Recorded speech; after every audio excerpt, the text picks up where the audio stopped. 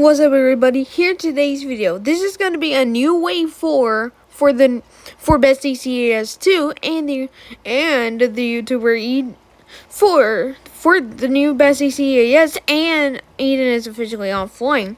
For this way is going to be a new one to make your own EAS. First, head into Photos. Choose whatever screen you wanted, like black or gray, black, or you can do red text this too, or red screen too. And make the black screen. Make it as long as you can.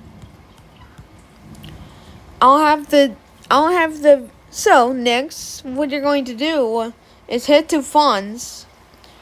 And this is the font you want to choose. VCR EAS by IPTV. I'll have the fonts down in the description or comments for if you're on an iPad or iPhone. So next, what you're going to do is type in all capitalized emergency alert system. Do 2 spaces down. And then type in the issuer you wanted. Like what I'm gonna do is I'm gonna do primary entry point system. So for the YouTuber, you can do any warning you want. In the issuer, like primary entry point system, EAS participant, public warning system, National Weather Service, or civil authorities. So I done primary entry point system. What you're going to do next, place it anywhere you want. Then you can do middle text scroll, top text scroll, or bottom text scroll. I'll do middle text scroll.